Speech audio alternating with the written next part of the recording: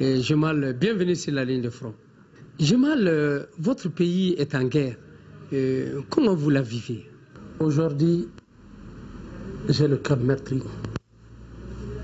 Nous vivons une situation triste, très triste. Personne au Mali ne peut aimer cette situation, même l'ennemi du Mali.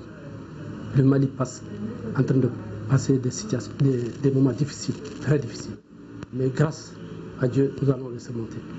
Grâce à Dieu, nous allons le surmonter. Mais vous savez quand même que cette guerre nous a été imposée par des terroristes et que Dieu merci, grâce à la France et à des pays alliés, aujourd'hui la situation se décante. Quelle est votre appréciation de cette situation?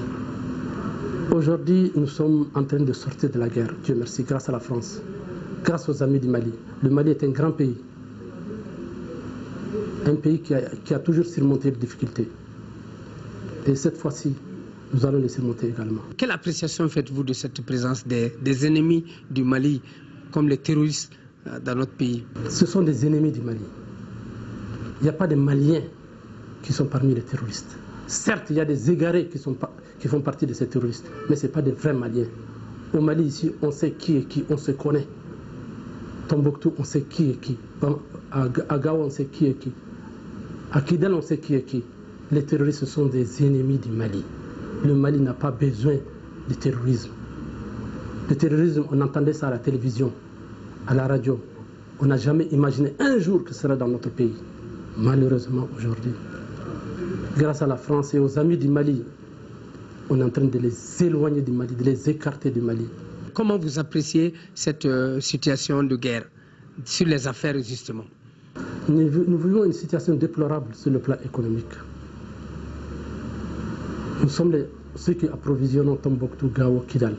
Mais aujourd'hui, il n'y a pas de sécurité pour aller à Gao, pour aller à Tombouctou. Certes, elle est en train de revenir, mais nous souhaitons que l'État nous garantisse ce côté-là, pour que les gens puissent se déplacer et amener les provisions jusqu'à Tombouctou, jusqu'à Gao, jusqu'à Kidal, pour que le Mali revienne dans la situation d'avant, pas cette situation dans laquelle on est en train de vivre aujourd'hui.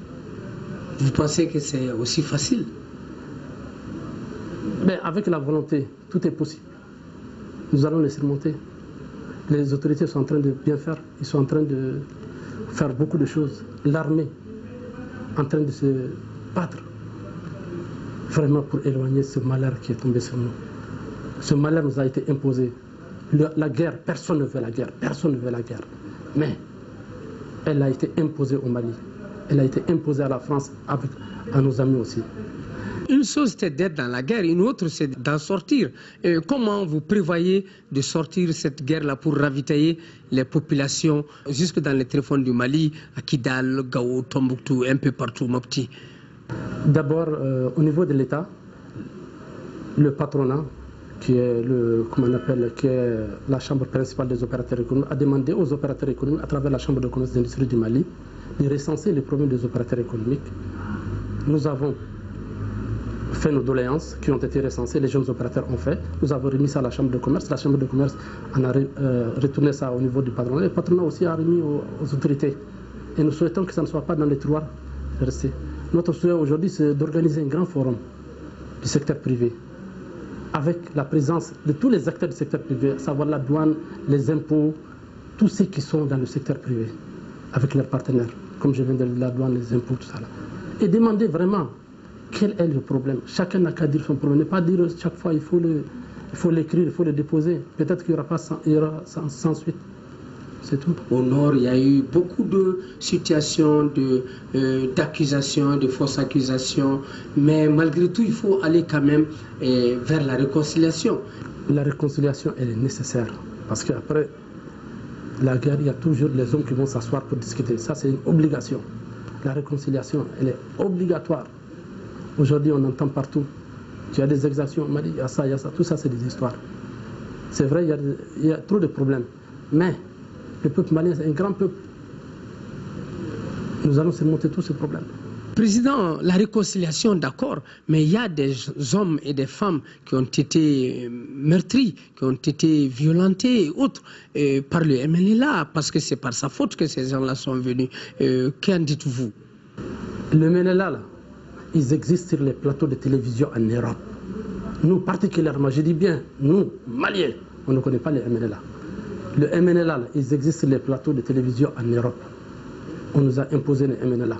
On se demande même si c'est des vrais Maliens. Le dialogue est difficile. Le dialogue est très difficile. Mais le dialogue est obligatoire. Mais vraiment, ceux qui ont triché, ceux qui ont coupé les mains, il faut les sanctionner.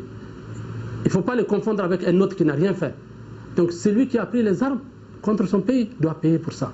Il ne faut pas qu'on le confonde avec celui qui n'a jamais pris les armes contre son pays. Il ne faut pas du tout qu'on fasse ce côté-là. Ceux qui ont pris les armes, ceux qui ont triché, ceux qui ont tiré sur le Mali, ceux qui ont tiré sur l'armée doivent être arrêtés et jugés. Ce n'est pas parce qu'un autre ressemble à quelqu'un qui a pris des armes qu'on dit que c'est son frère, donc il a la même chose. Non, le fils n'est pas comptable de la gestion de son papa ou bien la gestion de son frère. Mais celui qui a triché, qui a volé, qui a coupé, qui a brûlé, on doit l'arrêter, le juger, le brûler, le faire de ce que la justice doit décider. Le pays parle de dialogue, réconciliation nationale. Quels doivent être les préalables? La justice? La réconciliation doit passer par la justice. Le MNLA, on ne le connaît pas. Personne ne peut dire qu'il connaît le MNLA. Mais sur la télévision, les radios, partout, on parle de MNLA. Mais au Mali, aujourd'hui, c'est les terroristes qui sont là-bas. Ce n'est pas le MNLA qui est sur le terrain, c'est les terroristes qui sont sur le terrain. Mon frère, on est au terme de ce dialogue, de cet entretien. Et si vous avez un message à l'endroit de tous les Maliens, quel va être votre message? Un message de paix et de préserver le Mali. Le Mali, ce bien commun. Ce bien qui nous a été légué par nos papas, nos aïeux. Moi, je suis descendant de 333 saints de Tombouctou. Je suis de Tombouctou. J'ai grandi à Bamako, à la cité des joueurs. Je suis fier d'être malien.